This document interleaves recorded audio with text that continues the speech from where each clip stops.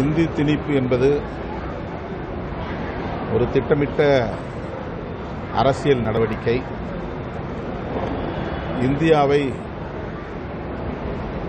ஒரே நாடு ஒரே மொழி என்கிற அடிப்படையில் மாற்ற வேண்டும் என்கிற முயற்சி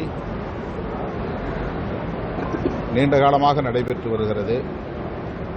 இந்தி ஒரு சில மாநிலங்களில்தான் வடக்கே பேசப்படுகிறது. இந்தியாவில் உள்ள அனைத்து மாநிலங்களிலும் இந்தி